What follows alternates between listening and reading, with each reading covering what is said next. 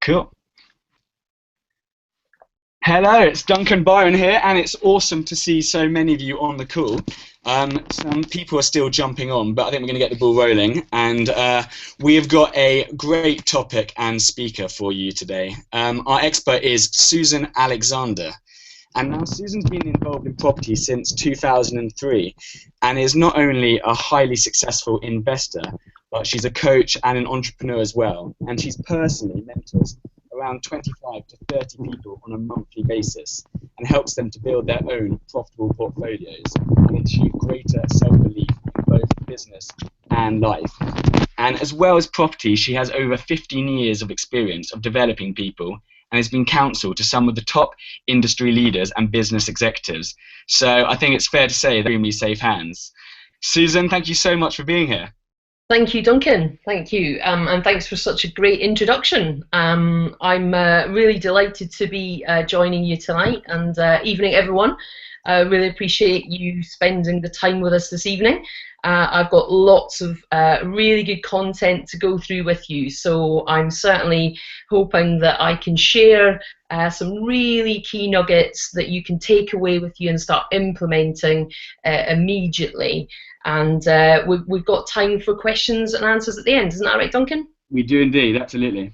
Excellent. So the best place really to sort of start is really to introduce you to the fact that if you haven't already noticed, you'll see that the property market is changing. And if you're going to succeed, you really need to be able to adapt. You need to be able to deal with and work with sellers who are still motivated, because there are lots of deals out there, lots of great deals out there, and your opportunity is really to get some of those great deals. Understanding how to work with these motivated sellers will really help you do that. So just a quick show of hands, is there any of you out there that really want to get some great deals? Excellent. Yeah, that's great. Okay, so some of you are really looking to move forward and learn how to do the work with motivated sellers that's really going to help you. So if you're working with motivated sellers, it's really important that you gain their trust. It's not enough just to present an opportunity, present an offer, and hope that the seller is really going to get on board and take what you say as being the best offer out there. Because believe it or not, even in the market where it's moving and deals are selling in certain parts of the country, people that are looking to sell, for some people, it's not all about price. And so it's really important that you learn how to find out what it is that works for the seller aside from price. It's key that you get them to say yes to your offer. And in order to do that, we're going to talk through tonight about things like relationship building and some of the key elements that you need to put across to help you get the seller on board, ask the right questions, understand all about the timing, and then take them through a test close before you actually offer on the property. By doing the test close, which we're going to share with you later tonight, you'll really start to take the seller through what they've already told you, because you're going to ask really good questions to get to the point where they're actually going to tell you what they want you to offer. And that's what I'm going to work with you on tonight. The one thing that you will probably already know, though, is that a journey of 1,000 miles begins with a single step. And just to help you understand a little bit about taking those steps forward, I'm just going to share with you a few things about where I've come from. Duncan already alluded to some of the experience that I've had. When I first started in property, I didn't realise that I was going to be financially free in such a short space of time. And I think I was fortunate to have had a background of working with people. As Duncan said, I spent many, many years in the corporate world, particularly in HR and human resources, and I learned a lot from the people around me. I worked with leaders in business, building teams. I was part of coaching and mentoring really in the business world before I came into property. And mostly what I got involved in was actually building new businesses. And there were lots of challenges with building new businesses, but the main challenge was the people. And by understanding what it was that motivated people, what were their motivations for doing things, that was really how you could learn how to leverage the right opportunities and the right elements of what could get them to say yes to what you wanted them to do in order to make your business succeed in the right area. And it's no different in property. And I've transferred that into property and I've subsequently gone on to do deals on thousands of properties with motivated sellers. You know, I've done thousands of deals with sellers and really just learned the elements that really understanding the seller and making sure that you bring them on board and you get to know them, trust them, they get to trust you and like you, and developing that relationship so that you can get them to say yes at the beginning but also at the end. And so those are the things that we're going to work through tonight, and I'm sure that these will really, really help the way that you negotiate on deals going forward. So one of the things that I want to make sure is that you get the opportunity to get all the tips from tonight, get your copy of the slides. If you would like to get a copy of these slides, then please feel free to drop us an email, info@thepropertymentor.com. Subject line, if you just put in the subject line webinar slides, we will send you a copy of tonight's webinar slides. There's lots of tips and information on the slides, so rather than you having to scribble everything down, if you want to, we'll just send you a copy of the slides after the event. So if you just send us a message, you can do that just now if you like, just subject line to be webinar slides and info@thepropertymentor.com. So let's crack on with tonight and looking at how you are going to start that relationship. Most relationships with motivated sellers will start off with most likely a telephone call. And that's really the first place that you're going to start building that relationship.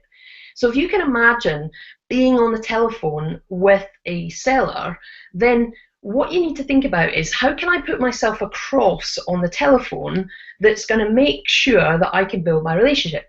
Well, the first thing that you really need to do, and I know this sounds really odd, but you need to smile. Because if you're not smiling, then they can feel it at the other side. They can feel if you're nervous, if you're anxious about it, and you're perhaps not putting your all into it in terms of your friendliest sort of persona forward. So be friendly, smile when you're talking to them, and really the key thing to start off with is you want to very quickly get them to say yes. And one of the ways to do that is really to get agreement. By getting them to say yes, it means that you can take out of your relationship straight away, you can take out any anxieties and any objections that they might have. So you get them to agree with you as quickly as possible.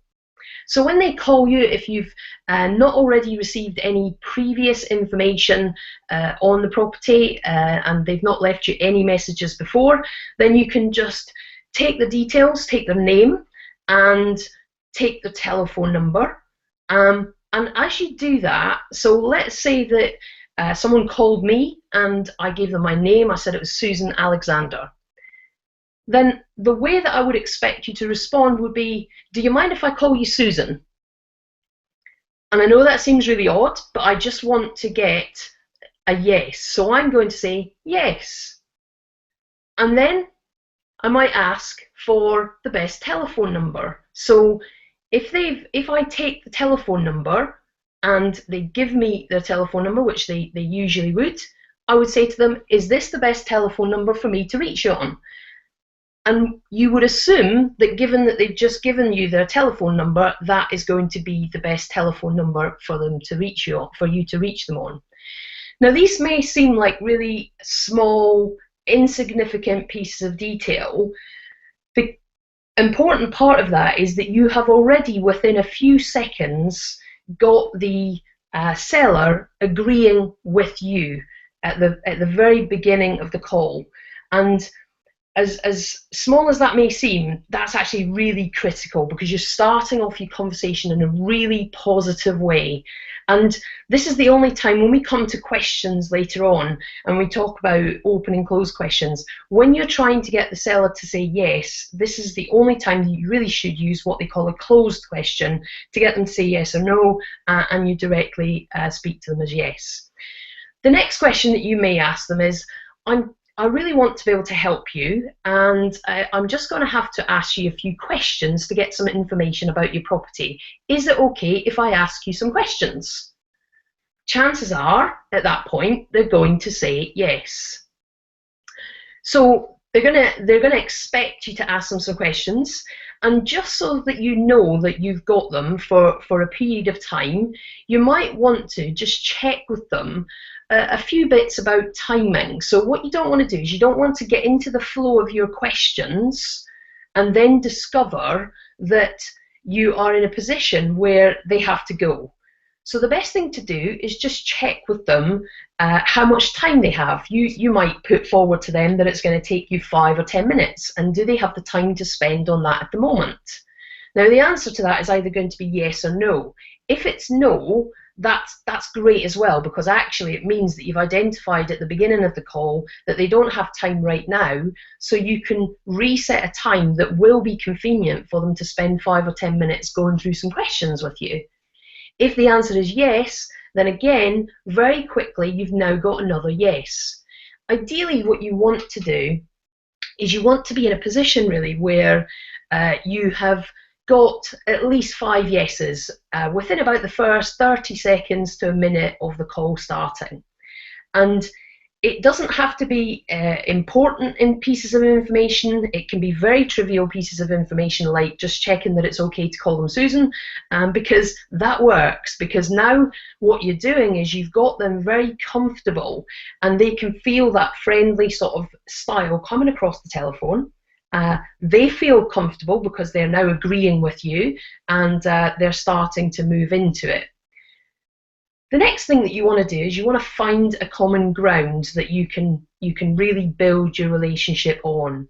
And when you have the first conversation with them, that common ground is probably going to be the property, because that's what they're calling you about, that's what you're interested in. And so finding out a little bit of information about the property is really quite important. Really though, when you develop that conversation, what you want to be able to do is find other things apart from the property that really give you some common ground to have a conversation on. So it could be really small things like, I'm Scottish. If I meet people that are from Scotland, I'll, have a chat with them about where they're from and what they do, and what brought them to England if they're down here, and just generally finding some common things that we can have a conversation about. Because when it gets difficult, what you want to do is try and find a way to take it back to those common ground elements, so that when you start in a position of asking the more difficult questions, then you've built enough of a relationship to understand where your common ground is.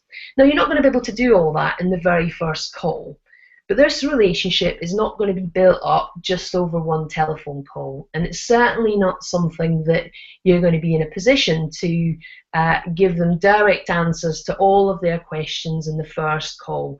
And that's why, moving forward, you've got to try and find ways to develop that common ground. And each time you meet them, you want to develop that relationship just a little bit further. When you're building the relationship, it's really essential that you think about how much you're actually talking. So I know that lots of people use the 80-20 rule, and talk about the fact that you want to be perhaps talking 20% of the time, and the seller should be talking 80% of the time. And that can sometimes prove quite challenging because you do want to have a conversational element to your discussion with them. However, you do want to try and stick to the 80-20 rule where possible. So get them talking as much as possible. In the beginning, as I said, the common ground you're gonna get them talking about is their property.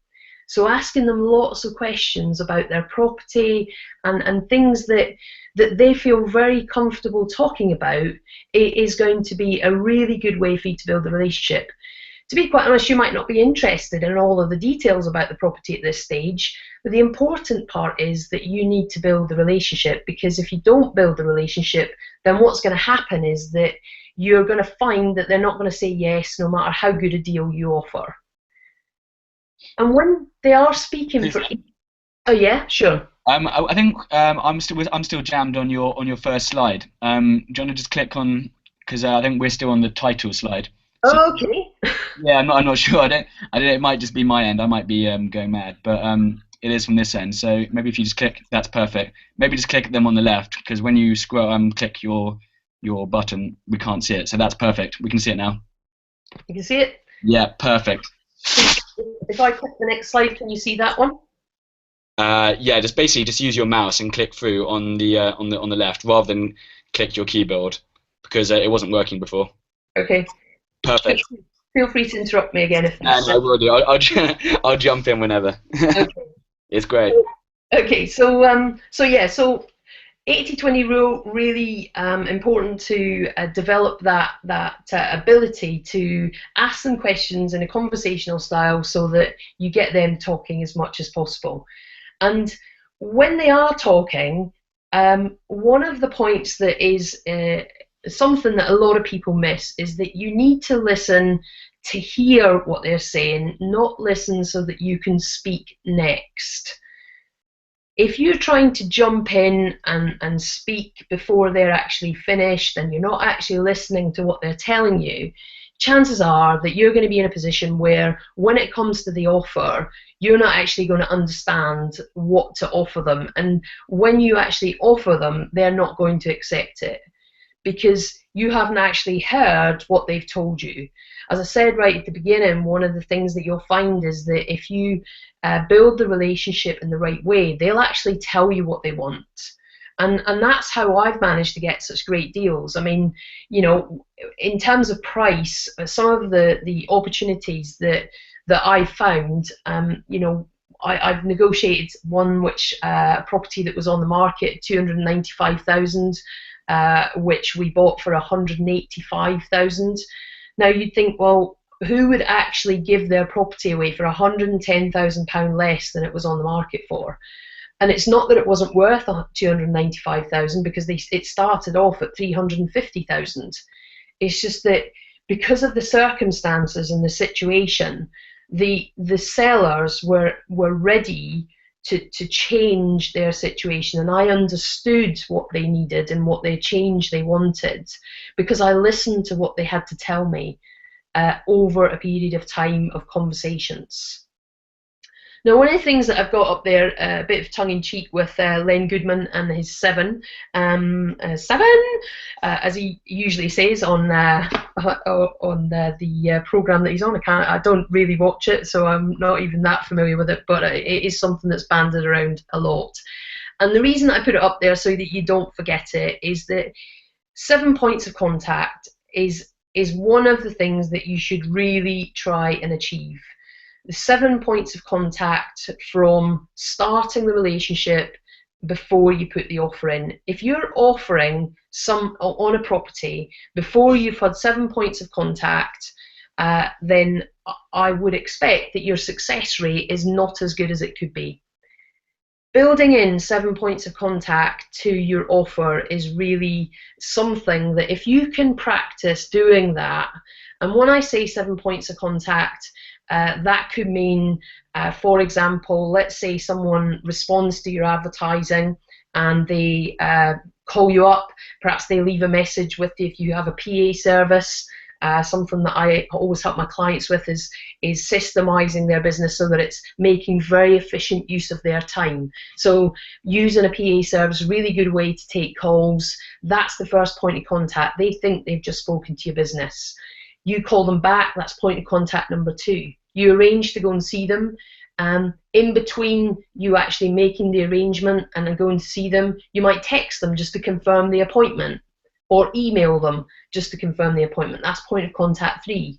And then before you get there, you might text them again just to say that you're on the way, or you might call them in between. Prior to that, you may have had another call back that sort of says, well, I'm going to go and do some research on your property and then I'll give you a call back. So there's all sorts of ways that you can create 7 points of contact before you put your offer forward. And that's all little things that make a huge difference to whether they accept your offer. If you think about your own buying habits, when you buy something, if somebody tries to give you an offer the first time that they meet you, then chances are that you might consider the offer, but unless it's really good and you can really see how it works for you, then you may not buy it because you don't know them well enough yet. You don't trust them enough. They haven't given you enough to go on so that you don't know whether to buy from them. And therefore, you've got to build that trust. You've got to help them see that you are someone that can provide them with a whole solution, not just something at the right price. And the vendor is in the same position, because in many of the deals, in fact, most of the deals that I've done, it's very rarely about the price. For a lot of people, it's maybe about ill health, it's about relocation, it can be about divorce, and lots of different situations that cause people to be motivated to do something about their circumstances and situation, and therefore they're looking to try and find a way to get a solution to their problem. So once you've started to build that relationship, and during the building of the relationship, one of the things that you want to do is find out what's really important to them. And that's sometimes when some of the difficult questions come in, because you're asking questions that they're maybe going to feel a little bit more uncomfortable with, or feel a little bit more defensive over. And you've got to make sure that they understand that you want to help them. And so putting that across to them, saying that you do want to help them, and therefore what you want to try and do is you want to find out what's important to them. You want to find out why they're selling. What's the motivation for selling? And by asking why, you can get lots of information. But if you only ask why once, then you'll get what they tell you the first time. So when you're building up the relationship through the different points of contact that you have with the seller, you can ask the same question in different ways to find out what it is that's important to them. Aside from the money, what's going to make them sell that property to you? So is it about timing? Is it about health? Is it about downsizing? Is it about getting the right split between them and their partner if they're divorcing? What is it that they need? Many people get mixed up with what people want versus what they need. And you've got to try and help them see that if you can present them with what they need, that will solve their problem. But only by understanding the problem can you demonstrate that that need will be met, rather than trying to work through what they want.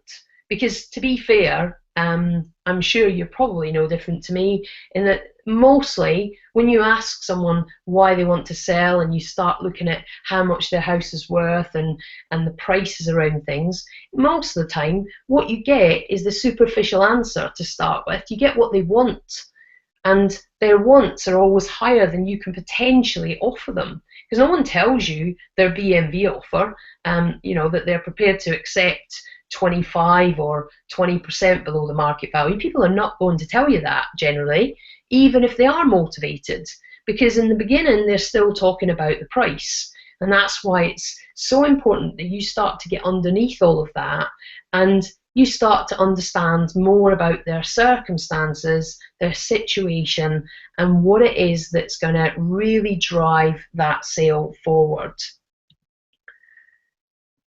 Understanding their timescale and knowing that you can meet that is really going to make sure that you can sell that in the end, so that if there is a time scale and that's part of the issue, that they need to achieve something by a particular time. It could be that, let's say someone has bought another property and they've now got to potentially have 2 mortgages. Then the position for them might be that they need to have achieved a time scale that will enable them to prevent them from having 2 mortgage payments to make. And so by understanding that will help you deliver the right solution. And part of that solution might be that if you can exchange contracts by a particular time, you may not be able to complete, but you could exchange and maybe agree to pay their next mortgage payment if it doesn't complete by a particular date. And so understanding different elements about timing, about other factors that might influence their decision to take your offer, will be part of the way that you put your offer forward. Knowing what they would do if they can't sell. So what sort of options have they got? If they cannot sell and you can't help them, what are they going to do? And by helping people face up to that reality will help you see just how far you can push them, how far you can take the deal. So by understanding that if someone can't sell, that might have an implication that means that, well, they're going to rent it out. So if that's the case, perhaps there's an opportunity for you to think about and direct them towards a lease option. And that way, you can ask them more questions about, well, if you were going to rent it out, what sort of rent might you agree to take? Because that'll help you when you're then presenting your lease option offer. So by putting all these things forward and making sure that you understand what's important to the seller, and building the relationship and doing what you say you're going to do along the way. So as you do your 7 points of contact, if you say that you're going to call them back in an hour, make sure you call them back in an hour. If you say that you're going to go and view the property at 3 o'clock on Thursday, make sure you're there at 3 o'clock on Thursday. That's all part of building the trust, building your relationship with them, and making sure that you've understood what's important to them and that you take them seriously, and they will take you more seriously as well. In terms of investing, I mean, I meet and work with a lot of investors, and lots of people who start investing find it difficult to get the right results.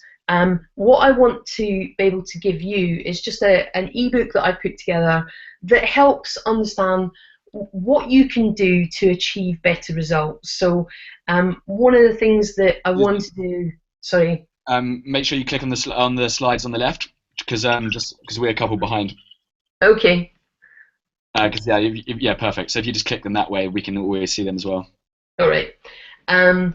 I'll keep doing that just to make sure that I can keep up. It's obviously not working from my computer to yours, so not a problem.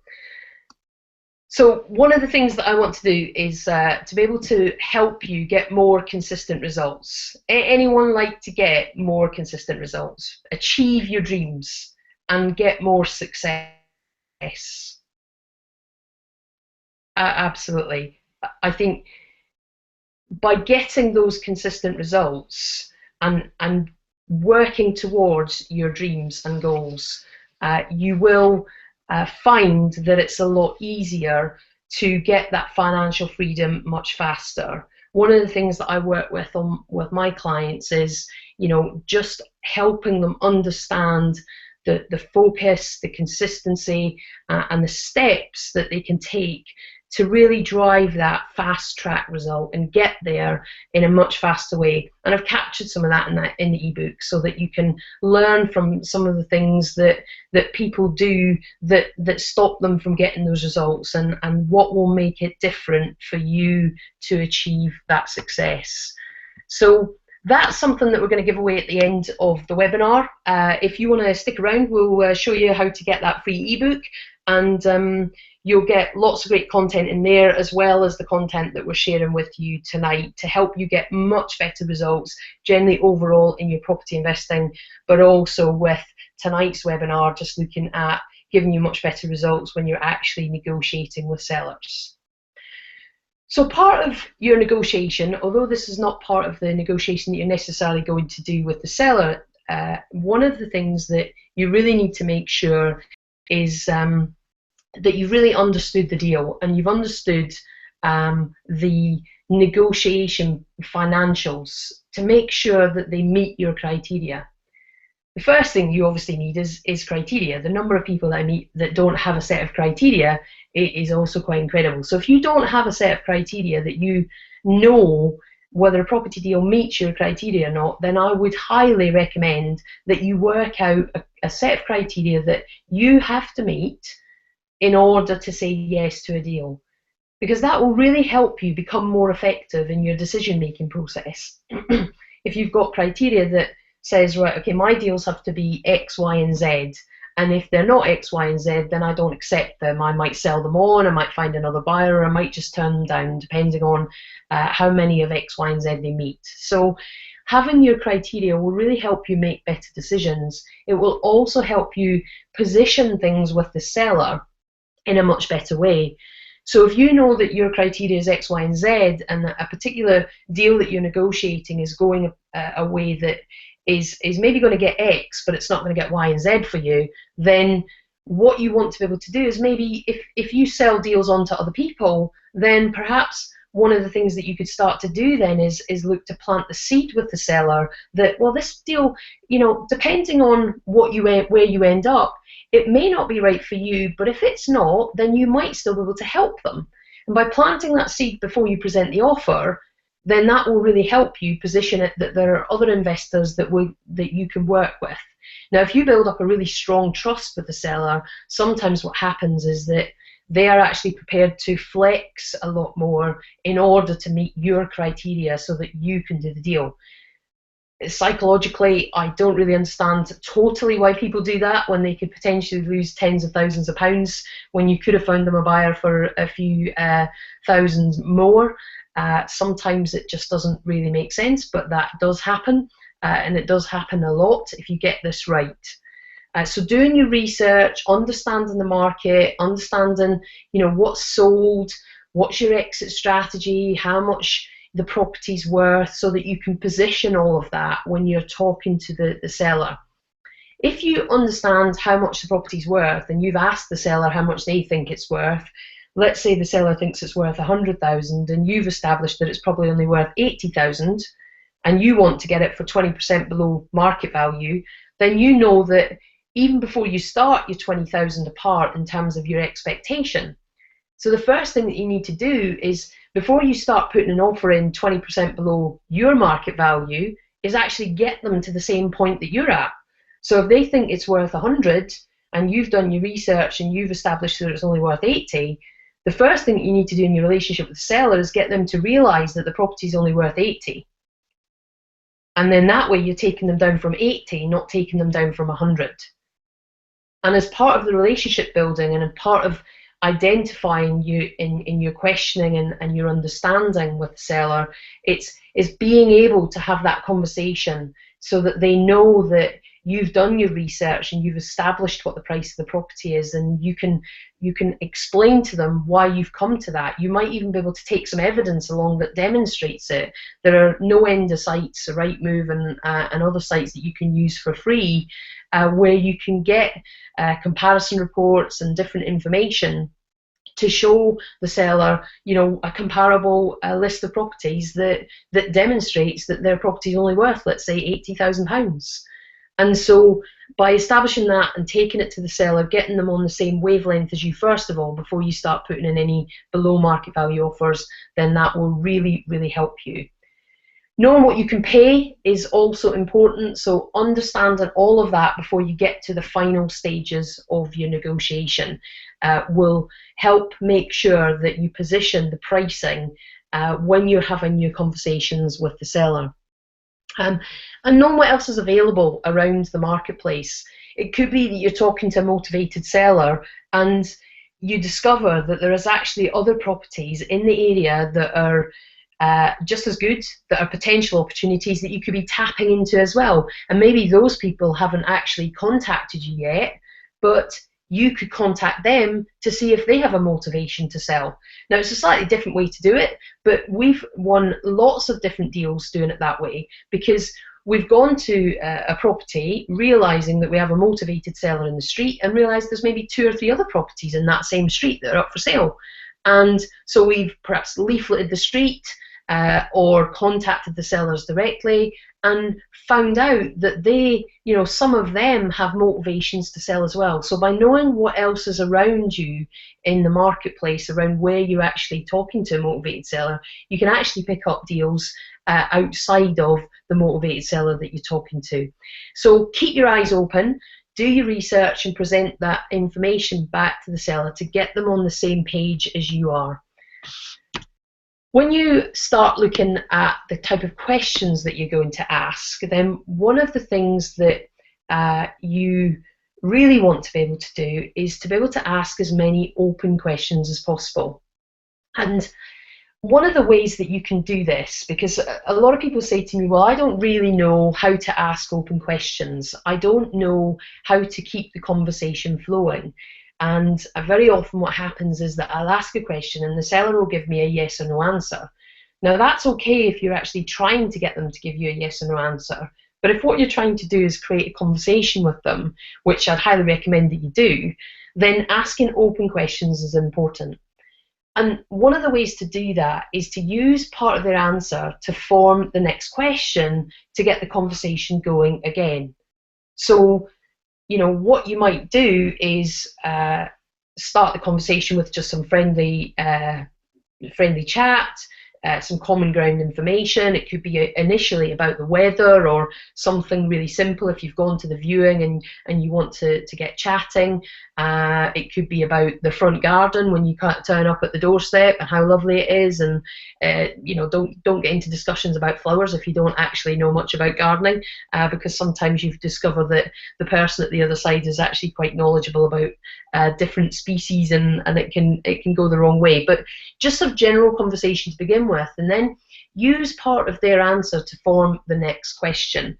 So if someone tells you about let's say they're relocating, and they tell you they're relocating to Manchester, you can say, well, that's interesting. Why have you chosen Manchester?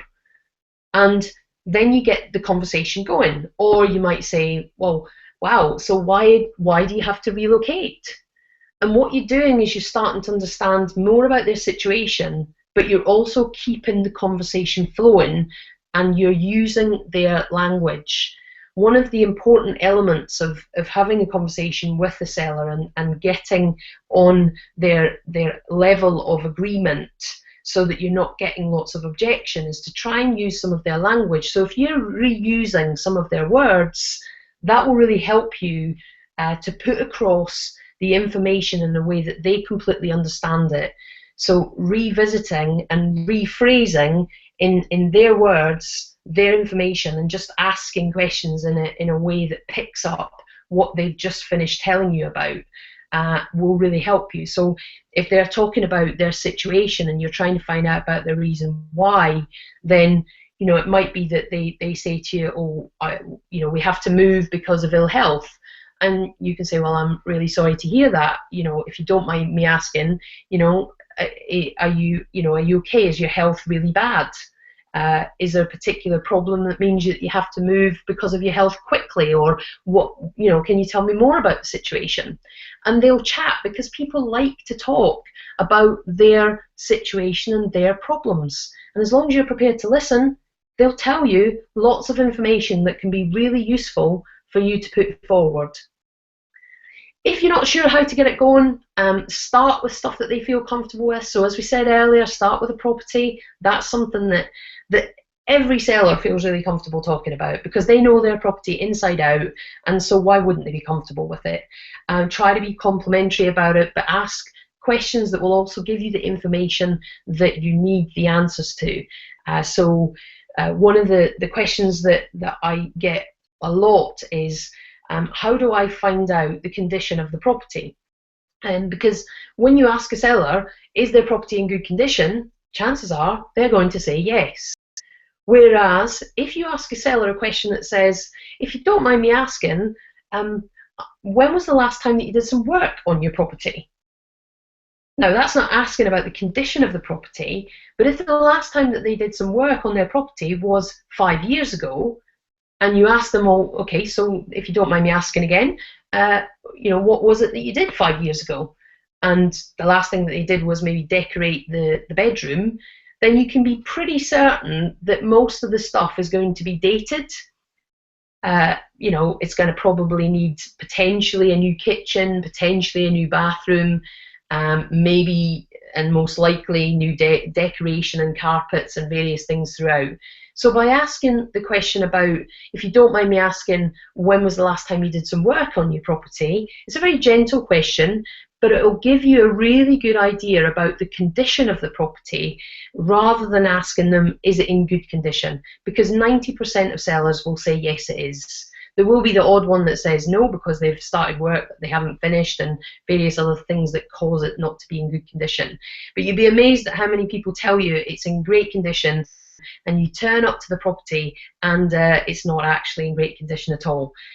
It's just that they've lived with it for so long, they don't actually even see the problems that are right in front of them. So that's the questions, and really listening out for the answers is really important, as well as getting the right questions in there. We've alluded to this throughout tonight, but taking your time. This is not a race. And although you want to achieve financial freedom really quickly, you will achieve it much, much more quickly if you actually take your time to build the trust, to develop the relationships, every time you speak to a seller. Creating 7 points of contact is really not that difficult, and it doesn't actually take that long to do, because you can do little things that will create those contact points, and you can do small things that will keep building the relationship with the seller. If you don't understand the problem before offering the solution, then what you'll find is that if you can imagine going to the doctor and walking in the door of your doctor's surgery and them prescribing you some medicine before you've even told them the problem, that's effectively what some people do when they're speaking to sellers. So they get initial information over the telephone and then they put an offer forward. And that's absolutely fine, but your ratio of conversion will be much, much lower than it could be. So understanding the problem in a lot more detail and creating some really good conversation, not just a list of questions around it, will help you develop your offer to the point of where you get an absolute yes. Understanding the vendor needs, but also understanding your own needs. So making sure that you've done your research to understand that the two match up, because everybody talks about a win-win situation. But the reality is that most people don't really consider it win-win. Some people go in and they have one solution, and their solution is what they offer, regardless of what the vendor has told them. And realistically, just because your solution doesn't work for them doesn't mean to say that you couldn't have made some money from that. I've shown most of my clients have all sold deals on to other people, and I show my clients how to do that, because you will come across deals that just don't work for you. But that doesn't mean to say that you can't monetize that, because ultimately it might not add towards your financial freedom, but it will give you some capital to invest in your next property, which will work towards your financial freedom. And by taking your time, you will deliver the solution, and when you've absolutely understood the problem, and you'll make sure that that solution works for the seller, because you've positioned it correctly and you've made it work for them. It's something that's just going to tick the boxes and really connect with them so that they want to accept your offer. And we'll come to the test close and the offer in just a minute, just so that you know how to put that across in a way that gets them to say yes in the end. I've talked about some of the things that I work with in terms of the clients that I work with and helping people create the lifestyle that they want.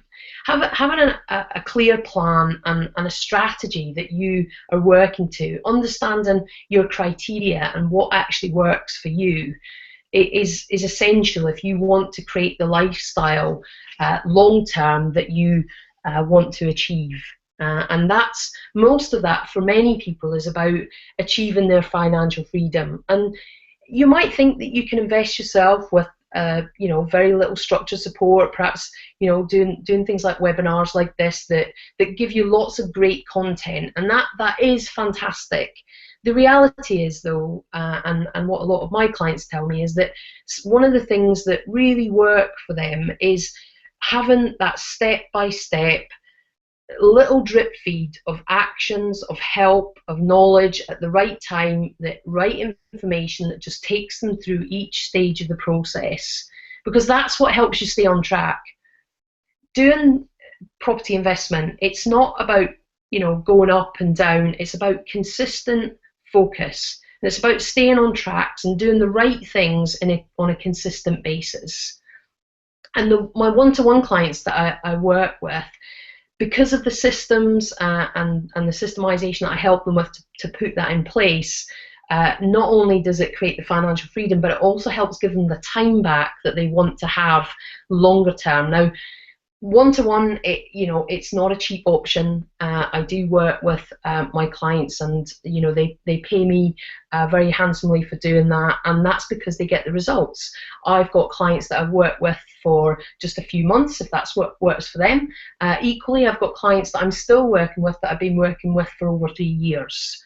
And so what's important is that you get consistent results. And if people are not getting consistent results, they wouldn't keep doing it. So if you're finding it frustrating and you're not managing to get that consistency and moving forward and do the deals that you want to do, then getting a structure and getting that process and making your time really effective will make all the difference to you.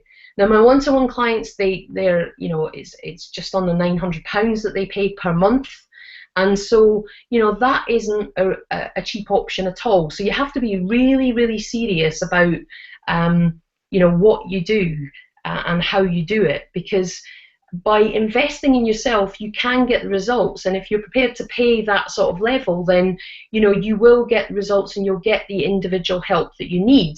But that isn't for everyone. And one of the things I recognise is that is the case. And so whilst we're going through all of this tonight, one of the things that I've put together is a 3-month online program that I've taken from all the different things that I've learned to try and help really just make people really effective, to give you the key steps around what you need. So by putting together weekly training sessions, a step-by-step process that will make you do what you need to do when you need to do it, so that you can get the knowledge that you need every single week. As a coach, I understand, and as a mentor, that sometimes, although you get the knowledge, you don't always know what to do with the knowledge. And so by giving you specific actions, and that's one of the things that I do, and some people say, well, you shouldn't give people actions, they should decide what actions to take themselves. But if you don't know how to do this, or if you're not sure and you need that support, then by getting the key actions that you need to take each week, which I do in my online program, so you get 3 key actions every week that you should take to move you on to the next stage. So when you get the next weekly training session with the next part of the process, not only have you been able to implement those, but you've been able to do it in a way that really helps you do it quickly, effectively, and keeps you on track and focused. And it's that focus that really helps make the difference for most people. Now, The program itself, the 3-month online program, is £1,197. It does encompass lots and lots of different information, right through from, you know, getting your goals and your strategy aligned to your goals so that you know exactly what you need to be doing, because it's so important that if you have a goal that you want to make a passive income of £50,000 per annum, then perhaps buying property, trading it and flipping it is not going to get you there as quickly as you might wish to, because trading property is not actually going to give you a passive income. It might give you the capital to then go and buy property, but depending on your time scale for your goal will depend on whether you can achieve that if you put the right strategy in place. And really, by getting that help right at the early stages will really make sure that you're on track and you're doing all the right things. And there's lots of different content in there, marketing for motivated sellers. So tonight we're talking about how you deal with the sellers, the sorts of relationships that you build, and how to close that deal. But how do you find them in the first place, and how do you find them effectively so that you're not wasting lots of time and money trying to go out there and find them? So that's one of the things that we focus on the online program, finding bargain properties and speaking to sellers. So we go into more detail about how you approach this. And there's lots of tools and templates and things that we share with you along the 3 months, so that it can really help you develop your portfolio in a way that is done as quickly and as concisely as you possibly can. And whilst you might not achieve the financial freedom in 3 months, you will certainly be en route to do that by getting the information in a structured and consistent way that really makes good use of your time. And particularly if you work full-time, because most of us lead busy lives, and so it's really important that you can make good use of that time. I'm sure you'd agree with that. So having 3 key actions that you take each week will just make sure that you get really focused on exactly what you have to do. So that's a program that I've put out to offer, and we'll talk a little bit more about that at the end. But just for now, we're going to just continue on and get on with the test close. So what we want to do is look at how do you close your deal. And one of the things that you want to make sure is that when you do start to close the deal and you've built all those relationships, you don't want to just go straight in with the offer, because if you go in with the offer, there's 2 things that's going to happen. They're either going to say yes or they're going to say no, and you've got a 50-50 chance of that success. But by doing a test close, you'll know before you even offer them whether they're going to accept it or not. And when I say test close, what I mean is, you know, breaking the details down, making sure that you're putting it forward in a way that has listened to what they've told you, so that you've used their information to present the result and to present it. And you do it in a, what if I were able to give you this? What if I were able to meet this time scale? What if I were able to allow you to relocate to your new place in the next 4 weeks? If that's what they've told you is important, rather than tell them the price, tell them that that's what you're going to do for them. What if I were able to let you relocate in 4 weeks? How would that work for you? Well, that'd be brilliant. Oh, I'd be delighted with that. Fantastic. So what if I were able to do that and make sure that you get a price that's really acceptable, that you've told me that you know, will cover all your costs? Well, that would be brilliant. Fantastic. So in terms of, you know, putting it forward, do some what ifs first. What if I can do this? What if I can do that? And all you're doing is you're relaying to them what they've already told you, but you're putting it in a way that's putting forward your potential solution in small pieces first. So rather than putting it all together and saying, well, I can help you move in 4 weeks, and I can make sure that you get the price that you need. What about if I could do that? That's not breaking it down. Break it down into small pieces, because if they say no to that overall piece, then you don't know whether it's the move in 4 weeks or the price that they're going to object to. So what if I could offer you £80,000 for your property? Would that work for you? So I haven't offered it, but I've suggested it. And if they say no, you can say, well, okay, so if 80,000 wouldn't work, what would be a price that would work for you?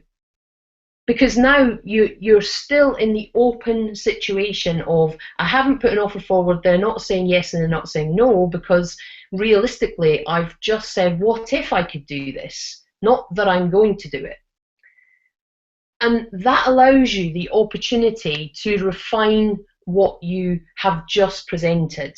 It offers you the opportunity to take the no's and polish them up a little bit and change them and tweak them, and then test close again, try again, and see, check that whatever you're offering and whatever you're putting forward, they will actually accept.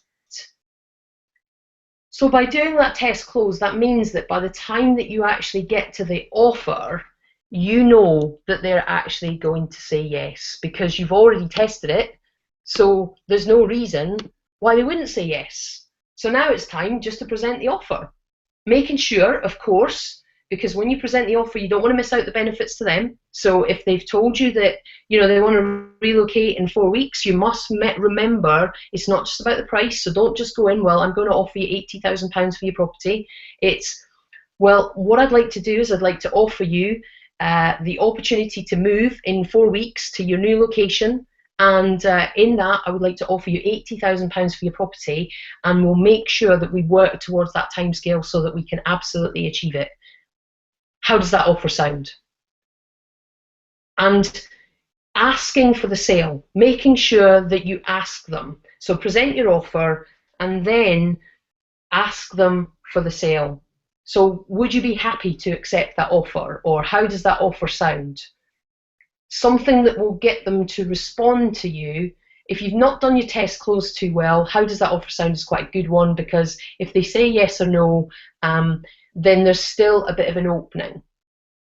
But if you want to close it down, then by just asking the question, would they be prepared to accept the offer, then that will give it an absolute yes or no.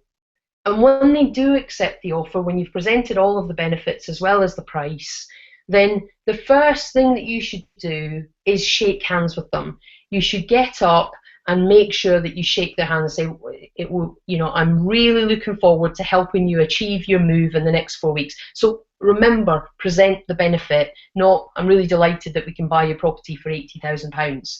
Just present the benefit that you're going to give them, that means that they're going to get away from the pain that they've been suffering for the last however many months, weeks, or years. And shake hands, that seals the deal. It obviously doesn't do it officially, but for many people, when they shake hands, they don't go back on the deal. I've only ever once had somebody who has shaken hands with me and they've actually gone back on the deal. Only once in all the years that I've been doing this have I had that happen to me. And once you've gotten to shake hands, you need to make sure that they understand the next steps, what you're going to do next, how they're going to move it on. I would absolutely encourage you to get them to sign something, so even if it's just a simple kind of letter that confirms what you're going to do and what you've agreed to pay. And this could be that you meet up with them again. It might be something that you can take with you and just write out and complete. And those are the pieces of information and templates that you want to be able to have really ready and sorted, and those are the sorts of things that, you know, getting systems, if you like, making it so that it's really easy for you to deliver these things, so that you're not wasting lots of time going back and forth once the deal is done. By having a process for following it through, getting the deal completed, and then following it right through to the end so that the deal doesn't fall apart in the end. Making sure that you meet the timescales, the deadlines, and anything else that you said that you were going to achieve. And that ultimately is how you go about asking for the sale and making sure that when you've offered on the property, by doing your test close, you've made sure that you get the deal. The key when you offer the deal is one element that you must make sure that you do. Once you present the offer, you must stop talking. So in order to get to the handshake, as soon as you've presented the offer, you allow them to answer. Silence can be something that is quite difficult, and so therefore it can be a challenge. But one thing that you might want to start doing is, once you present the offer, in your head, start counting to 10 slowly. Obviously continuing to listen to what they have to say, but count to 10, and that will help you just break through the silence. And if it's easier, count from 10 back to 1, because then you have to concentrate a little bit harder to make that happen. And that will help you overcome the element of silence and allow them to accept your offer. Because if you speak first, then the chances are you will potentially lose what was going to be a great deal. If you allow them to speak first, chances are they will accept your offer straight away. So I want you to go out there and get as many deals as possible, and hopefully that's really helped you get to the point where you can actually achieve some of those great deals. Now, what I want to do is I want to be able to put together something that I can offer you, and the 3-month online training program that we spoke about, Duncan asked me to do a special offer for you. Not something that I'm used to doing because I value my products, and I value the amount of quality information that goes into them, and Duncan will tell you that I did debate this with him for a bit of time, but I'm keen to make sure that it works for you. A long time. What's that, sorry? A long time.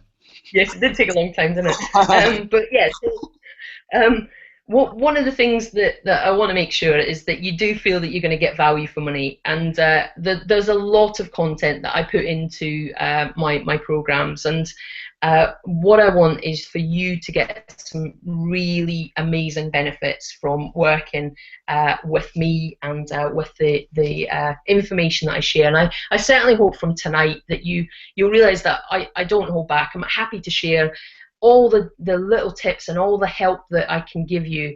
I'm very happy to share. And the 3-month online program is normally £1,197, and that is 12 modules served on a weekly basis, step by step, giving you the key actions that you need to take each week, along with some of the support tools and templates that you need to be able to do that. And what we do is we'll send that out to you every week so that you can take the steps that you need.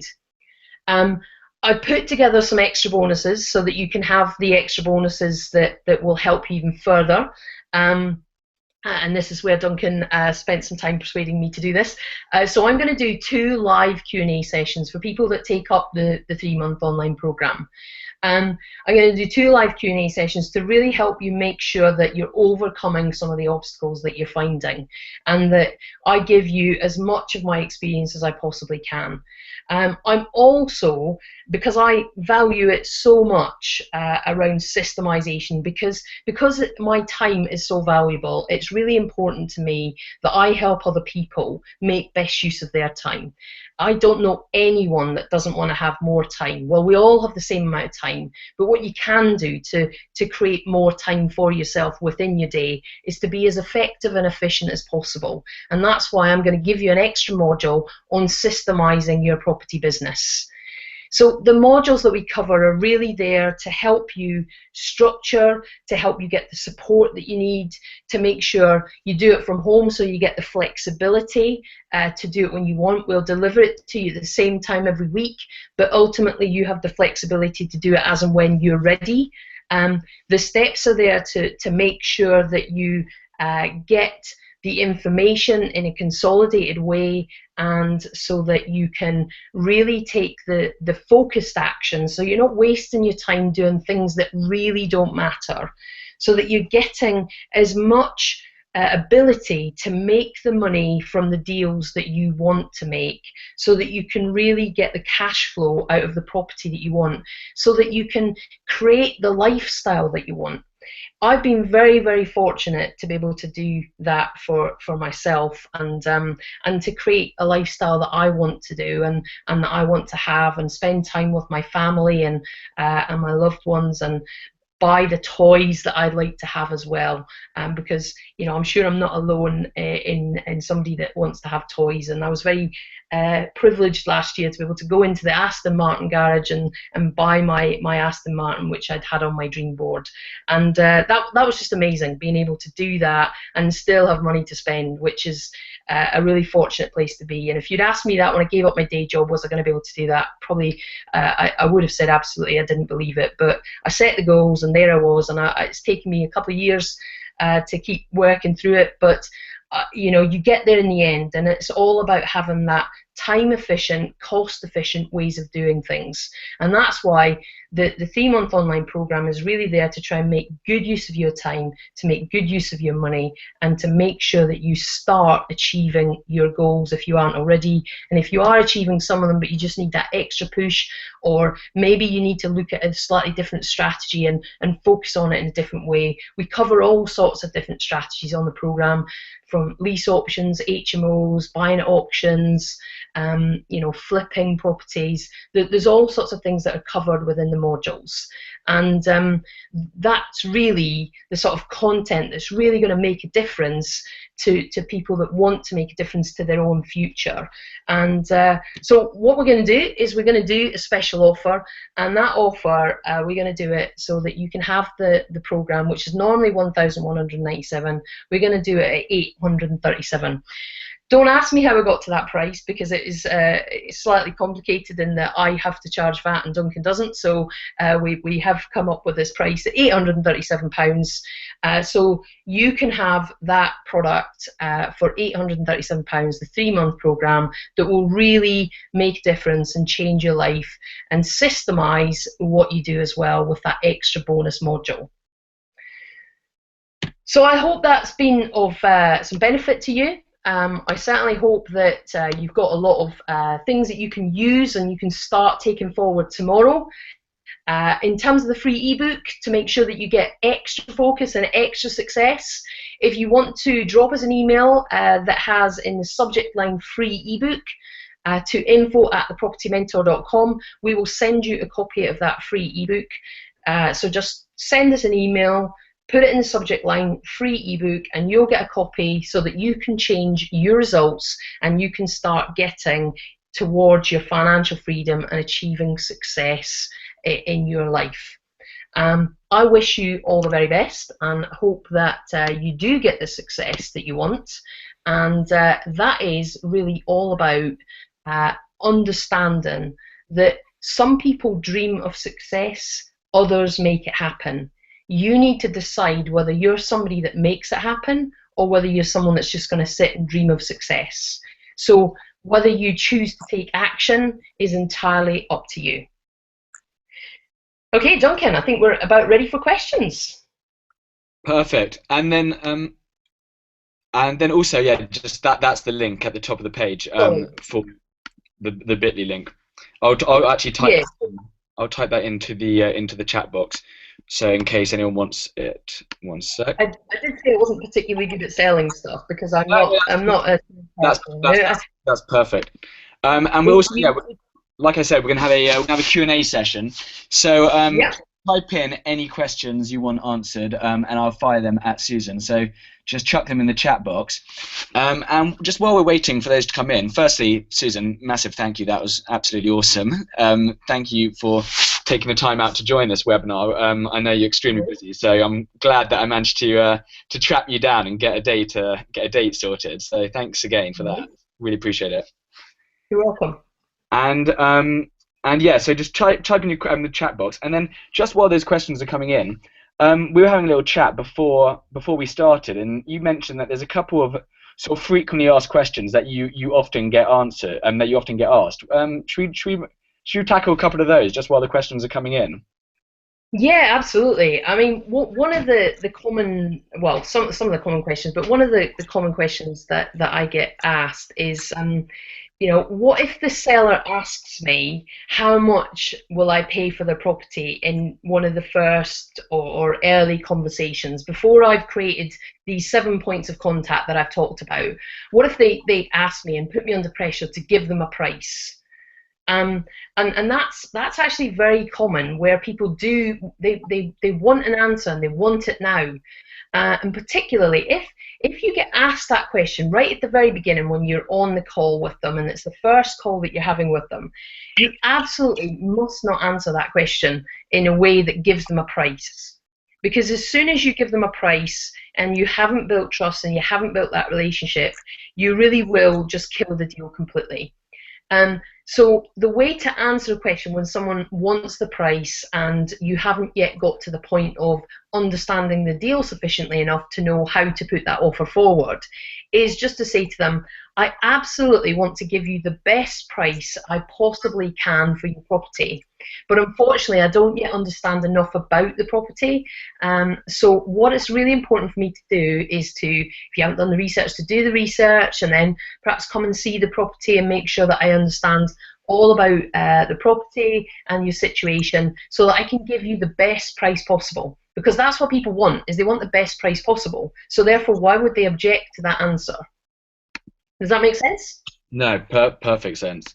So you want to be so, not to trap yourself sort of in a corner from the outset, Absolutely, because people will put you under pressure to give them a price, and if you do that too early, you just won't get the deal anyway. So it's not really worth your while putting it forward.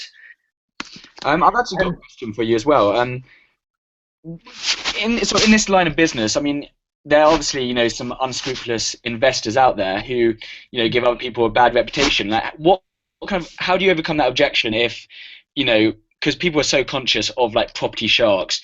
When you're going in there with you were there to help these people and then to try and actually help them and out of their situation. But when people have got a massive guard up, thinking there are always going to be lots of property sharks out there, do you have any in particular tactics or just ways to reassure them? Yeah, absolutely. I mean, I think in any industry there are sharks, and there are different situations where you'll find that people are defensive. And one of the things that you can do is, if you are finding that they're defensive, is spend as much time as possible building that common ground, so that you're building that trust and making sure that they do get to trust you and like you, because it really helps them see that you're not just a slick salesperson, you actually care. But one of the ways that I do that is really to make sure that I keep using the words, I want to help you. So when I first start asking questions, I'll say things like, so I can best help you, can I ask you a few questions? I really want to help you, so it's really important that I understand all the detail. I really want to help you, so perhaps we can just go through this information so that I can see how I can help you. And when they get to understand that really you're not there to rip them off, you are there to help them, because they will start to see that because you say that word so often, that you are genuinely going to help them. Yeah. And obviously what I would encourage you to do is, if you are going to be somebody who's just going to be a bit of a shark and not really try to help them, don't use those words, but if you are genuine about wanting to help people, and I'm very sincere about wanting to help someone. So one of the things that I do is I'm up front and I say to people, if I don't believe I can help you, I will be very honest and I will tell you that. Yeah. It's never a good idea to go in and start slagging off anyone else. So if someone does say, well, I've got a property shark, or I'm a bit concerned, I've had other people come and offer me ridiculous prices, and you can say, well, I'm not about to offer you a ridiculous price because I don't understand enough about it, but obviously I don't know anything about the other people that you've spoken to, so I'm not going to make comment on that, but what I want to do is I want to see how I can help you. So shall we focus on that? Perfect. Does that make sense? So that you really get across that you're not there to be a shark, you don't want to get involved in the conversation about the shark, you just want to take it back to how you can help them. Absolutely. No, that makes perfect sense. And there's a question from Mac. He he says, so often a lot of these things, it's actually direct to vendor. Like you want to be talking, with the seller. What do you find if somebody's, how do you actually get to the seller if, they're working with an agency? Is that just off limits, or how is that a problem? If somebody is working with an agency, do you find having that third party like normally ruins a lot of the deals and negotiations, or that's from Mac? Yeah, I mean, it's not ideal if you want to speak direct to the seller. It can be quite difficult to do that through an agent. Hmm. But if you are going to try and do that, the best thing to do is to build a relationship with the agent sufficiently enough that they can trust you to go and have a conversation with the seller. Yeah. So if you do want to start having more detailed conversations with seller, I would encourage you that if you're going to go through the agent, then make sure that you've built the relationship with the agent so that they're not feeling anxious about what you do. Because if they feel anxious about it, they won't then be able to reassure the sellers when the sellers get anxious about it. So it's really important that if you are going to go through an agent and deal with the seller through the agent, then you've got to get the agent on board and help them understand that actually you want to provide a solution. And that only usually works really well if it's a problem property for them. So if they're finding it difficult to shift that particular property for some reason, then if you're trying to build a relationship with them just on that property, that's when it generally works. If you have a good relationship with them anyway, then it'll work on other deals as well. Perfect. Perfect. I'm just looking down all the questions that have come in. Lisa says, what is your most effective strategy for marketing your deals? For finding motivated sellers. I believe that's what she means. Yeah, I think so. Well, I use different strategies depending on what types of deals that I'm looking to find. So that's where by working out what your strategy is will help you work out what's the best way to market. It's no different in property to what it is in business, where if you've got a particular business that sells widgets and the widgets are sold to a particular audience, if you don't target it at that audience, then you're going to have less success. You're going to spend a lot more money trying to get to them. So the best thing to do, and I'll give you some specifics in just a minute, but the best thing to do is to actually understand what sort of market you're trying to focus on. And so if you're trying to find the motivated seller, then let's say you're trying to get below market value opportunities, or you're trying to get maybe an option deal. Well, if you take a lease option opportunity, so you want to lease the property and you then perhaps want to buy it in the future, a great way to find those kind of opportunities is to find properties that are up for rent and up for sale at the same time. Or it could be that it's maybe a property that's empty where the seller has already moved on, so they've got dual bills to pay. And so that you want to get to those sellers, and you can get to sellers of empty properties in a number of different ways. And it's really just about identifying where the opportunities are depending on the strategy that you're actually using. And really focusing on that. So landlords is another really good opportunity. If you're looking to do lease options, you would market and target landlords to find motivated landlords that want a solution that's much more consistent than the current solution that they're getting from tenants that they're putting in their property. So yeah, I think it's a pretty generic sort of a question that's very difficult to answer, because there is no best way across the board. It really depends on what type of deals you want to try and find, will depend on the best way to find them. Mm. And Cara says, there are several companies now, such as We Buy Any House, who even advertise on TV. How can we gain a competitive advantage over these people with these huge budgets to spend? Well, you can absolutely gain a competitive advantage just by using some of the things I've just taught you tonight, because the thing with a lot of those bigger companies is that they don't take the time to build the relationship.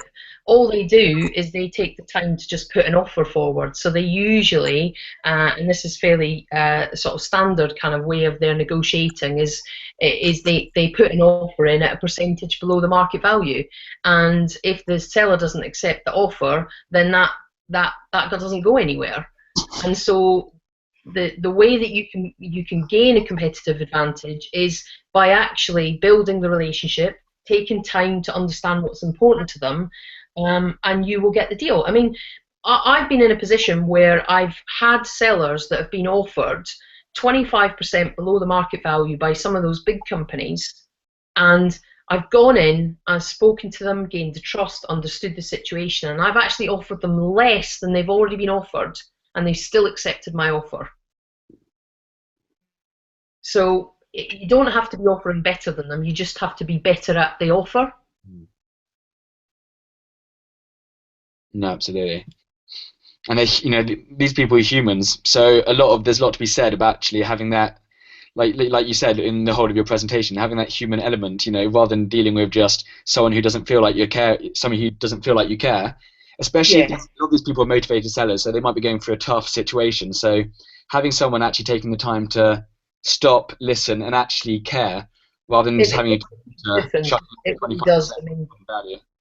You'll get so much further, and people will want to do business with you as a result of the fact that you've just taken time. And I know it sounds like it might, you know, from the presentation, it might sound like it takes a long time to do that, but it really doesn't. I mean, you can build that relationship on 7 points of contact in less than a week. But you can build it through trust, through different contact points, through creating the opportunity for you to do what you say you're going to do, call them back when you say you're going to call them, answer the questions with the information that they want. If you don't have the answer there, and then telling them you're going to come back to them, and then going back to them with the answer. And it really isn't that difficult to compete with the bigger companies, because, you know, at the end of the day, the bigger companies are looking for bigger numbers. You have to look at what it is that you're actually looking for. Many people confuse the fact that because you're looking for financial freedom, you might think that, you know, well, gosh, that's going to take loads of work and effort. But let's say, for example, you were looking for £10,000 of financial freedom, and you decided, if you built your strategy and you decided that you were going to make, let's say you were going to do it on HMOs, and you were going to make £1,000 profit on each HMO, so maybe get 6-bedroom HMOs and make £1,000 profit on each one. You only need 10 properties. How difficult can it be for you to find 10 properties? The big companies are looking for hundreds of properties, not just 10. So it's really just understanding what it is that you actually need to achieve will help you see that the numbers aren't as big as you think they are. That's true. Thank you. That's a good question. We got a question from Gareth, and he says, Susan, are you buying for yourself or selling the deals on? And if selling these deals, do you need to be regulated by the OFT like an estate agent does? Okay. I do buy for myself, and I also sell deals on, and it depends on the way that you go about selling your deals. Will depend on the regulations that you require. You do need some regulation, but unless you're operating like an estate agency in terms of the way that you sell your deals, then you don't necessarily need that level of regulation. It really does depend on the way that you operate your business. So if you're out there advertising your deals for sale, just the same way as an estate agent would be, in terms of advertising them to a wide open market, then the likelihood is, and you need to take proper advice on it to make sure that you meet the legalities of it, but the likelihood is that you would need to get and meet some regulations. If you already have an investor list and you're sourcing for particular investors, as we have done and have built up over the years, then you're taking the deals to those people, and we generally send our deals, because we know our investors quite well, we'll send our deals to usually about 3 investors maximum before we need to, we don't usually need to go any further, and one of those investors will take the deals that we have for them. So we've gotten to know our investors really well, so that we're not advertising the deals in the way that some of the bigger companies are doing, and therefore having to meet the different regulations. So it really depends, Gareth, on how you set up your business. Perfect. I've got a question from Jason, who says, in your experience of late, what would you say is probably the most common type, or maybe even top 3 reasons for a seller to be motivated in today's market? True motivated sellers are, I find that the top 3 are ill health and divorce. So that's been quite a common, or divorce, or if you like, separation. And then the next one has been for downsizing, because of maybe somebody's lost a job, or something's not gone quite right, and they're having to downsize to a certain a smaller house. Okay. So more so than I would have, my gut would have said repossession right at the top. So ill health, that's a biggie, is it? It is, yeah. I mean, there are people out there that are being repossessed, but very often what you find with repossession is that a lot of people that are getting to the repossession stage are not actually, when I say truly motivated, there's a lot that are not truly motivated when they're being repossessed, because a lot of them that have got to that stage are burying their head in the sand. So sometimes they won't even accept your offer, even if it gets them out of the situation. God. And it's quite bizarre, but it's a completely different type of motivation. People have got into a situation that if they've got as far as they're about to be repossessed, the problem has already gone so far that they're not necessarily motivated to change it, because they're quite far down the sort of spiral, that they're struggling to pick themselves back up at that point, and very often it actually goes to repossession before they start to pull themselves out of that. Yeah, that's really interesting. So, yeah, because I suppose, just completely just burying your head in the sand, and just, I suppose, and then once you've actually got a lot of those sort of, you've already got arrears, you've already got a bad credit rating, so I guess it's just, almost just ignoring it. That's yeah, I mean, the number of people that we get contacted by who are being repossessed that want a solution, but they don't want it badly enough to accept what they need to pay off the mortgage. So, for example, we've just had a deal the other week. Round figures, just to help with it. The property was worth about 100,000. The seller owed 70,000 in terms of their mortgage, and they had £7,000 worth of arrears. We offered to take their property on and pay off the mortgage and pay off the arrears, and they didn't accept it, because they thought their property was worth £100,000 and that they should get the £100,000 for it. Or, their idea of, being able to walk away from it was that they still wanted some money out of it. So they wanted to sell it for 95, or at the least they were going to sell it was 90. And that just demonstrates that sometimes people that are being repossessed, they haven't actually got themselves into a position where psychologically they're not really motivated always. Yeah. Interesting stuff. Susan, we had done that question. David said, what strategies do you mainly use to finance your deals? So, do you use any in particular? Do you have some? You do work with other JVs, or what's your strategy? I didn't catch the start of that question, Duncan, because you went in and out a bit. Could you just repeat the beginning? Financing your deals. What strategies can you use to finance your deals? It's a bit well, general one, I know. Yeah, it's almost whatever makes it work for the deal, really, because we've just bought a commercial property using cash from other investors.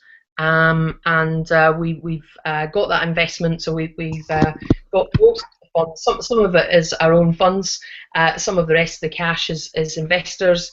I tend to work with investors, and something that I teach on the 3-month program is how to find investors and get money at what I call a much more reasonable and realistic interest rate. So I know that a lot in the property world, you get people that are borrowing money at sort of 12% plus per annum.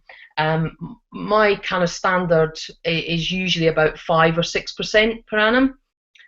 So we've borrowed on occasions hundreds of thousands of pounds at that sort of interest rate from investors in cash, and that will depend on the way that we're purchasing the deal. So if it's something that we want to buy using a mortgage, we'll do that. If it's something slightly more commercial, like maybe an HMO or actually a commercial purchase, then we might use commercial funding. But yeah, we'll sometimes put our own money into the deal if it's so we're just about to buy a property and refurb it and flip it. So sell it on. Sorry, I shouldn't use that word flip. But sell it on, and so we're going to buy that one with cash, refurbish it, and then resell it. So it depends on the deals, depends on the way you finance them. There's no one answer for that, unfortunately. No. Sorry, Jason. No worries. Got a question from David. It's a little bit general again. I've just asked him exactly what he means, but I'm going to just interpret it anyway. He goes, what is your main way to advertise? But I'm going to guess that actually once you purchase the properties, I mean, what's your strategy? Do you put them into auction, or do you hold them, or do you have like I said, I mean, is it like there's many ways to skin a cat? Is it depending deal by deal, or do you have a particular strategy once you've bought the property? Well, we would know exactly what our plan is with that property. So if it was selling it on, then so that particular one will be sold through an estate agent because the market's good in that area. We've got a good price on it. We can afford to hold it for a few months whilst it's selling, but we know that market very well. So I've got a particular system for researching an area so that I understand the sales and market fluidity in terms of how well the properties are selling in that area, how well they're renting, so that I can work out the best strategy to use for my exit. So I might have plan A, plan B, and plan C. And that's all done by understanding and researching this particular area and understanding the details of that area and what's actually happening in the marketplace. And that's something, again, that we cover on the online program. I think that's module 2 or 3, where we actually show you how do you get to know your area really, really well so that you understand not only the best strategy for that area, but your exit strategies as well. So if you can't, let's say you buy a property to multi-let it and it doesn't multi-let, what are your alternative options? Is it better to single-let or is it better to sell? And so understanding your next best exit strategy for that specific area, it's really important that you work that out before you go into the deal if you've got any anxieties about not being able to do what you set out to do for that particular property. Does that answer the question? No, definitely, absolutely. And yeah, guys, keep your questions coming in. These are great. Thank you, Susan. You're doing fantastically. I'm chucking we're chucking in a couple of different directions. Sorry about that. But absolutely, always. Gareth says, how many spots are there on the course, Susan? How many spots are there? Yeah. Oh, how many places? Okay. Well, because it's an online program, it's open to 15 people.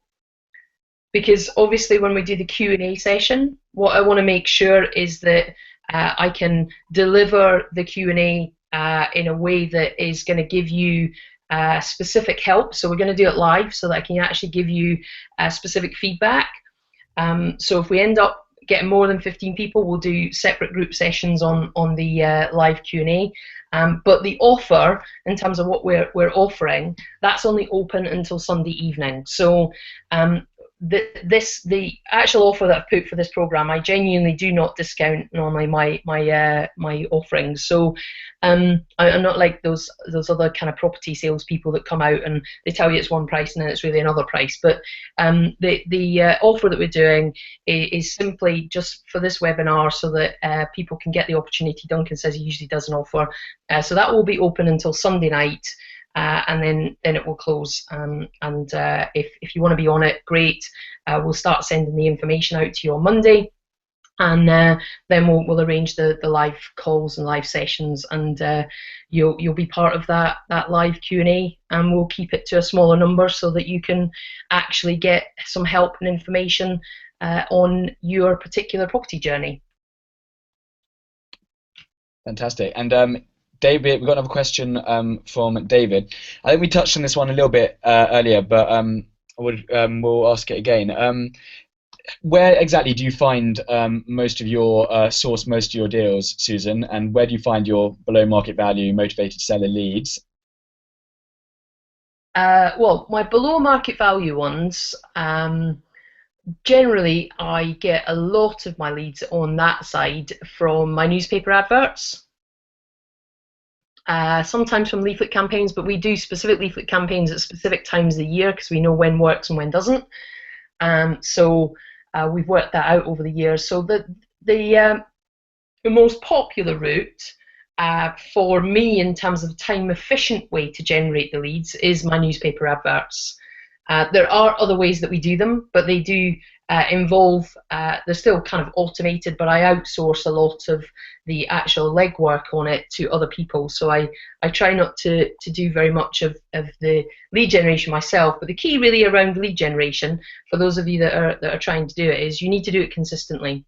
So it's about consistency. If you are going to generate leads, do whatever you do it weekly. Do it every single week without fail. So even if you just did one lead generation process and you only took one thing, whether it's expensive or cheap. I mean, what I teach mostly is all the really cost-effective ways to do advertising and marketing, because very few people have at the outset got the money to do newspaper adverts, and I totally understand that, and that's why I also do all the cheap and cost-effective things myself, because I want to be able to help my clients and I want to know that it works. So I do all of that, but the key really is not about what you do, it's about doing it and doing it every single week. If you want to make it really successful, what I recommend you do is you get around about 5 different things that you can do every week, and do 5 every week without fail. But like I say, you don't have to do them yourself. If you systemize it, you can make sure that you've got it happening without you being involved. I agree. As in, I was just when you were saying that, I really resonate with that, because a lot of people often say, like, you know, what is the best way to market? Is it like, oh, Facebook's good nowadays, or Google, or like offline or online? And like what you said, I think it's just about, you know, even just picking just 1 or 2 things and then just sticking to them. And, you know, because at the end of the day, they all work. It doesn't matter what you do. Like if you study something and you master something, you can make it work. And just to focus and, you know, just to focus and do that consistently and be great at, you know, just 1 or 2 or 3 things, rather than just being general and average at, you know, 20, 30 different things. And because then, yeah. Yeah, I mean, and also, you know, like I mentioned about the leaflets that we do and the fact that we know what time of year to do them. That's come from a bit of trial and error, but by doing it and doing it consistently, we discovered it. If I hadn't done it and I hadn't done it consistently, I wouldn't have discovered what works and what doesn't work. So you can tweak it once you start doing it, and you do it for a period of time. And I would say give something a go for 12 weeks. And at the end of the 12 weeks, if it hasn't produced the results, then you can either ditch it or refine it. You could give it less than 12 weeks and refine it, but, you know, to give something a fair go, I would say give it 12 weeks. Yeah, no, I agree. And yeah, as in just doing a little bit every day, or just, you know, every week, you'll soon, you know, surprise yourself. Actually, you'll become an absolute pro at it. So good question. Thank you, David, for that. Yeah, thank you. What else have we got? Let me just keep my eye on these slides. I think we're coming towards the end. Yeah, chuck your questions in, guys. These are fantastic questions. And I'll keep it open for another couple of minutes just to get your questions in. Okay. Just in terms of a sort of question that I get asked quite a lot, is that when I am working with my clients, one of the things that I find I get a lot of feedback on is that when I talk about finding out somebody's why are they selling?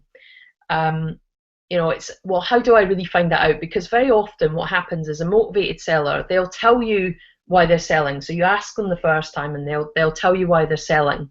Um, but what happens is that they've not necessarily told you the real reason.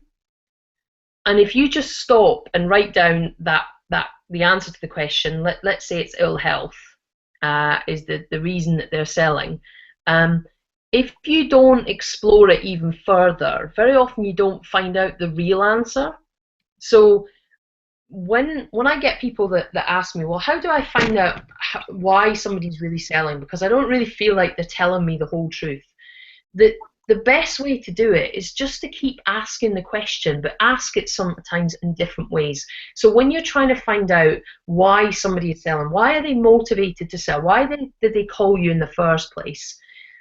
Just ask them the question, 4 or 5 times in a slightly different way, and dig a little bit deeper. So it could be that if they've got ill health, it could be the reason for it is really because they can't actually get up the stairs anymore. So that's something that you can really use in your feedback to them when you're actually telling them about, what it is that you can offer them. It's not just about the money, it's about, wow, this will make a massive difference to your life if you're able to get this sold and move on to a bungalow, because you can't climb the stairs and it's obviously really affecting your life. So by just keeping digging about people's reason why, that will make a huge difference to you getting the deal, because people will see that you have really understood why it is that they're actually selling. And so make sure that you ask that question 3, 4, 5 times in slightly different ways. No, definitely. That's a fantastic point. And I actually just thought of a question which I'd love to ask. Because a lot of people, when you're dealing with motivated sellers or anything, property, business, personal life, if, when people are talking to people or selling things, if they get a no straight away, often, that's people close the book and then just move on to the next deal or the next person. But what's your view on, it takes, they're saying like 7 times or 20 times, points of contact. Do you have some sort of follow-up system or process in place to to maybe check in with people who maybe they weren't ready, today, but maybe do you have some sort of follow-up process like every couple of months or? Yeah, absolutely. We have a 1, 2, 3 kind of priority. So it's some people you can follow up, and you can put them in just to a standard follow-up of, you might follow them up in 6 weeks. But not everyone is going to be a 6-week follow-up. So some people might be a 3 or 4 month follow-up, and someone else might be a 6-month follow-up. So by just having a kind of a structured set of categories, so 1, 2, 3, so 1 might be your 6-week follow-up, 2 might be your 3-month follow-up, and number 3 might be your 6-month follow-up. And so by categorizing your leads, and if you've got a system that you can put them in, that's even better, because that will help you kind of search your leads by follow-up time scales and different things. So, but by putting them into different priorities and categories and understanding when would be the best time to follow them up, once you've followed them up, if they're really not going anywhere, then they're category number 4. And category number 4 is, it's dead now. And leave it up to them to come back to you. Don't keep flogging a dead horse. If it's not going anywhere, it's not going anywhere. And once you've done a follow-up, if you think that it really is a dead horse, then put it into category number 4. But that's how we do it. Is we have those kind of steps of the different sort of priority levels. Some might be a more immediate follow-up, and some are a more distance follow-up. So 4 through to 1. So 1 are your hot leads who are, keep in touch with, in the next couple of weeks or so, and then 4. Yeah, absolutely. And 4 is just completely, it's really not worth your while taking the time to phone them again. If they're really that interested, they'll call you.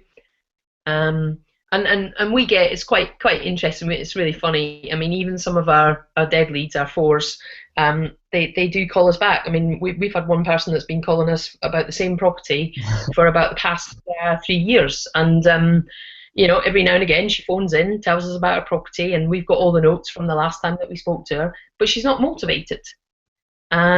You know, I don't know why she keeps calling, but she might just enjoy chatting to us. I'm not really sure. I was going to say, maybe you just had such great conversations, then, you know, you're just chatting for a chin. Yeah, yeah. We built trust, we built the relationship, and that's all really good. But she just doesn't really. She's not motivated to sell. It's not a big enough problem yet. But when it does become a big problem, we will be the people that she calls, because she's been calling us for years now. So. You know, we have a chat with her every now and again, and that's good. But we don't bother following her up, because we know that her motivation isn't strong enough. And when the time comes, we've actually built the relationship really well, so she will call us. Fantastic. But that happens. Yeah, no, that you answered that beautifully. Cara just asked, what keywords? I mean, you mentioned on your adverts. So, are there any particular any copy or any keywords which you found brought the most response from motivated sellers? Any keywords or phrases which headlines? Yeah, I mean, I think keywords are things like, do you need to sell quickly? So it's looking at what do the headline, and it should be fairly short, snappy headline, but a question, and then a couple of bullet points, and the bullet points is about effectively making them understand what you can help them with. So it might be some benefits that they can get. So you might pay their fees, you might make quick decisions, you might be a cash buyer, those kind of things that can really help move it along quickly. And then a clear call to action. So making sure that when you do want them to take action, it's very clear what action they need to take. So call Susan on a telephone number, or apply online at a new website. And really easy, giving them a couple of different options if you can. If you can't, just get them to call you. It doesn't matter if there's just one call to action. At least they're very clear about what you want them to do. But headlines, I mean, one of our most successful headlines is, do you need to sell quickly? Nice and simple. What's that? There's something like if there's a question in something, we're our psychology, our brain, we can't help but answer it. It's annoying. Like if you send us a question, so they trap you every time. If there's a question mark, they've got you.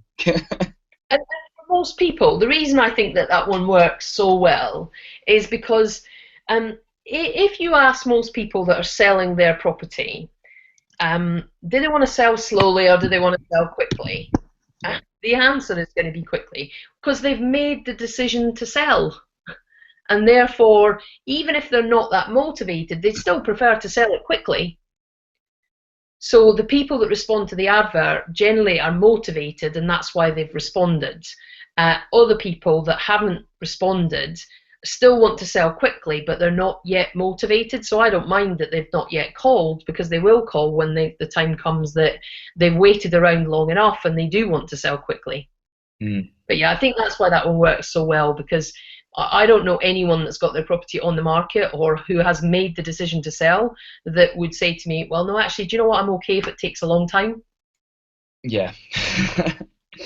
And one thing I'll add to that, Cara, is if you're doing like multiple campaigns, or say you're doing flyers, or you're dropping them in different areas, you've got to, especially as you're spending money, you've got to be able to track the results, so you know what is actually working for you and what's not. So just one simple way is like, if you had a leaflet, to be like, cool Louise, and then that's in a particular postcode or area. The other one is cool Michael, or cool Peter, or whoever.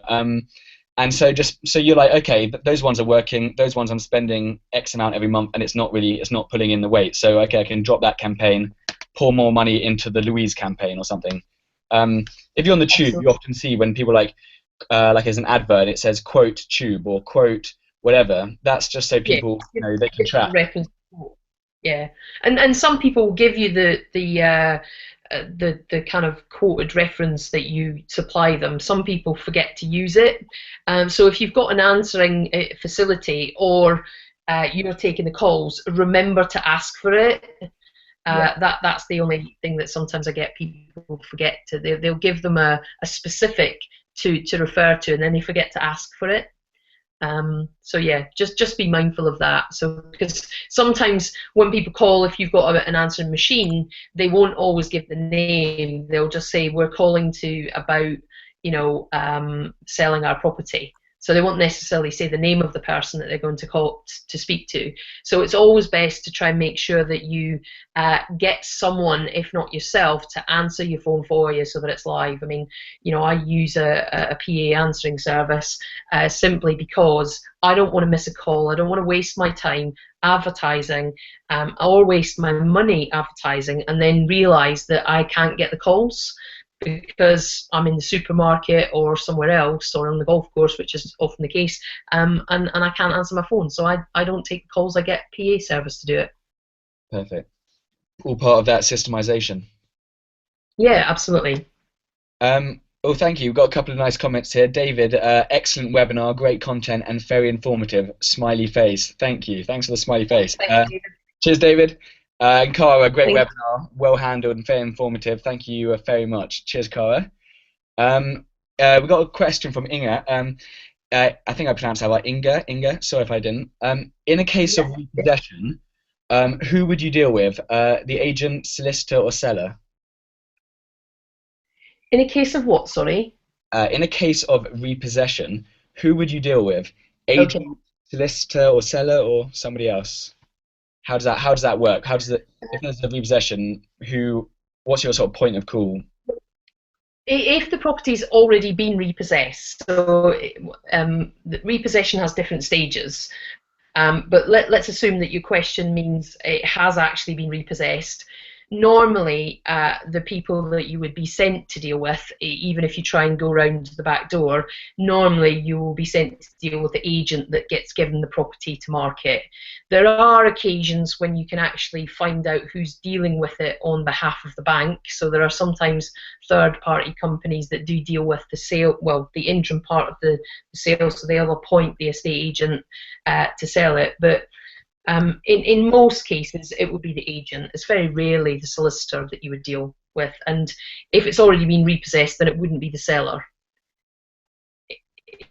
If obviously it's not been repossessed, then absolutely get straight to the seller and deal with them, because they're still in a position to make the decisions. As soon as it gets repossessed, the decision making is out of their hands because it no longer belongs to them. Fantastic. And I think some companies, on that note, some companies will do deals with them before it goes to the estate agent. Some companies will do deals even when it's with the estate agent, but that's more rare than something that happens on a regular basis. So the agent is definitely the best person. Perfect. And we'll hold the chat open for a few more minutes. So if you got any last questions, I'll give you a few more minutes. Otherwise, we'll wrap it up. But these are some great questions coming in. We've had a good little. We've been jumping a bit all over the place, but it's been fun. Talking about financing, then marketing, and then this and that. That's what it's about. A little mastermind session.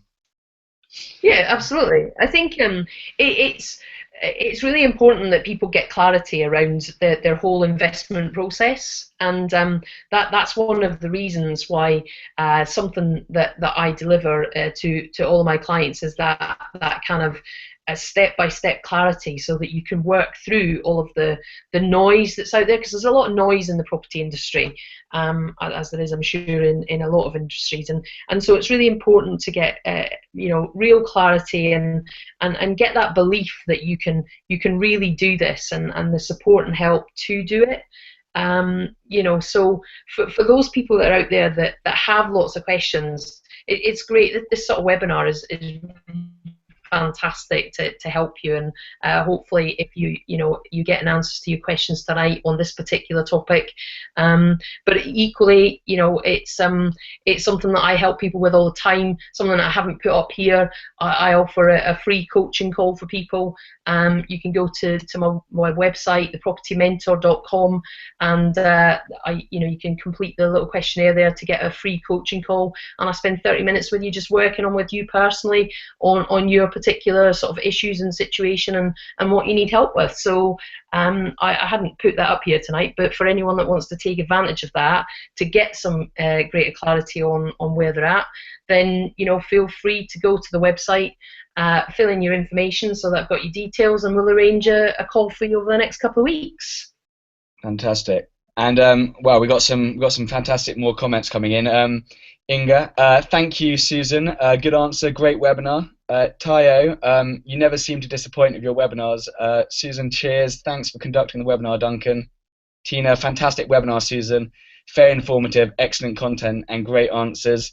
Valerie, thank you so much, Susan and Duncan. Appreciate all those comments, guys. And I would just, for some reason, for people watching this on the replay, I will get the Bitly link. I'll get that working, but for some reason it was a broken link. So just for the people who are watching this live, I've just pasted the direct PayPal link in the chat box, which actually directs straight to the page.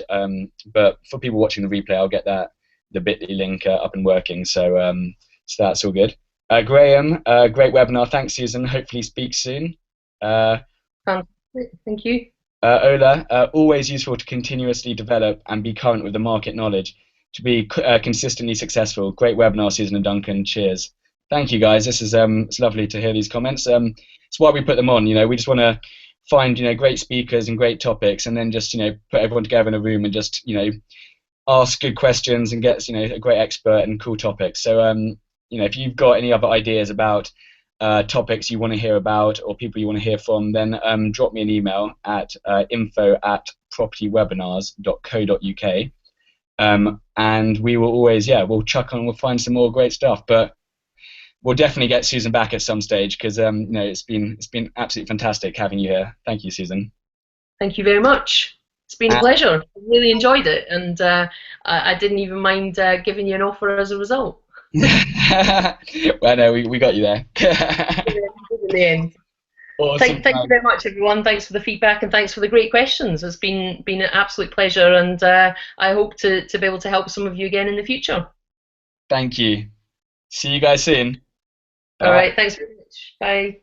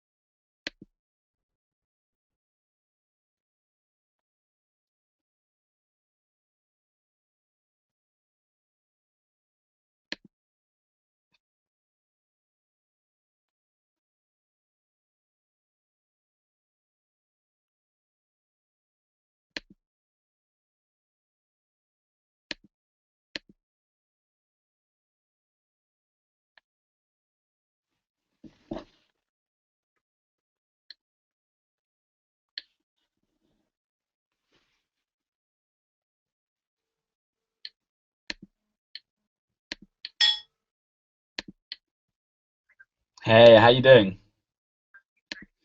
I'm just mute myself.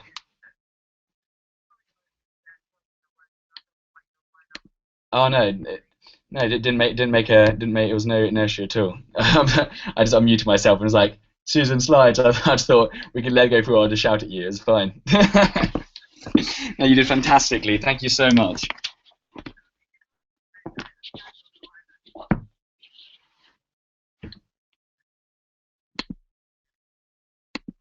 No, it was absolutely fantastic, and it's we always try and keep them just just always quite light-hearted and fun, and not take it too seriously. Oh, one sec. Just myself. I'm just going to end the broadcast. Stop.